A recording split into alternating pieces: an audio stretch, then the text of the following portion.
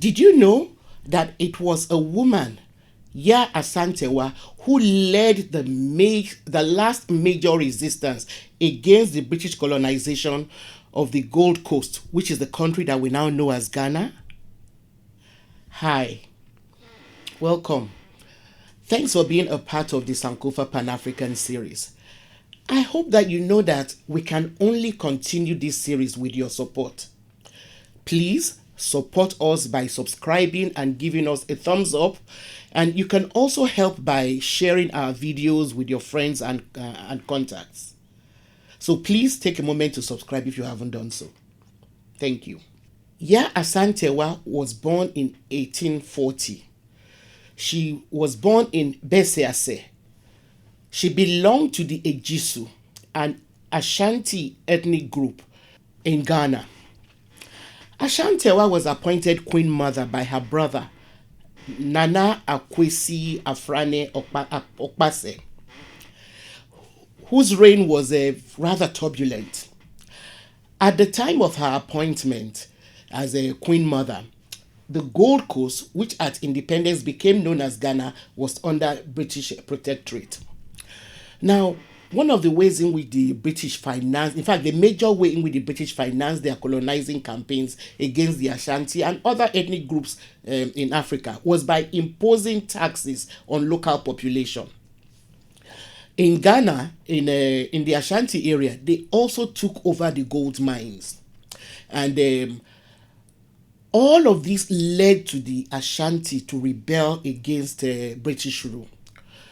Now, during her brother's reign, the Ashanti Confederacy went through a series of events that threatened their existence, including a civil war.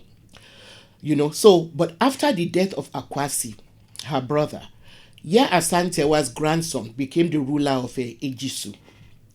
His reign did not last long because by 1896, he and the king of the Ashantis, Prempeh I, were exiled by the British to the island of Seychelles. Now, sending powerful leaders on exile was also one of the ways in which the British destabilized a lot of African communities.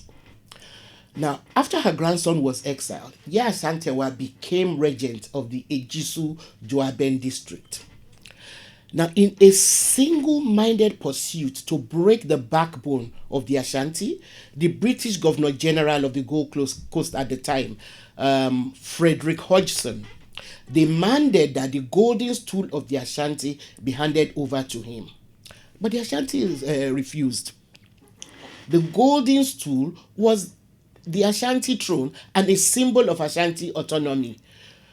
Frederick Hodgson then kept sending colonial officials out to find the stool because the Ashanti kept refusing to surrender it.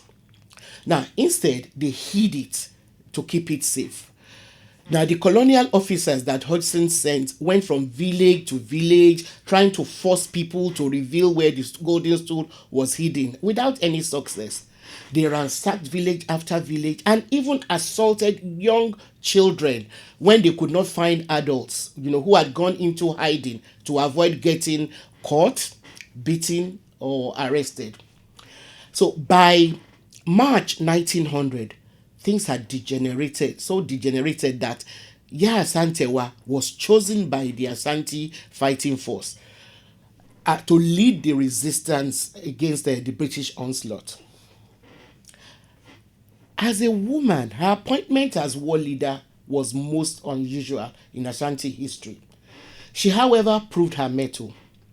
Some accounts actually refer to the Ashanti-British War of the Golden Stool as the Yaa Asantewaa War because of the way she took firm leadership of the Ashanti troops against the British.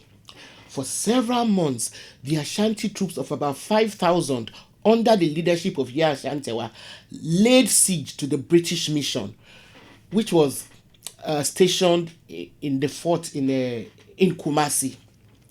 They succeeded in cornering the British, who then brought in reinforcements made up of several thousand troops and artillery. This then gave the British the advantage to succeed in breaking the Ashanti siege. Queen Asantewaa and 15 of her closest advisors were unfortunately captured and sent into exile in Seychelles. Now, she remained there until her death on the 17th of October 1921. Her body was eventually returned to Ghana for burial. Now, Yaa Asantewaa was the last African woman to lead a major war against colonial powers, and she was a crucial figure in mobilizing both men and women to resist colonial power. Thanks for watching. Don't forget to help sustain us by sharing our videos with your friends and contacts. See you next time.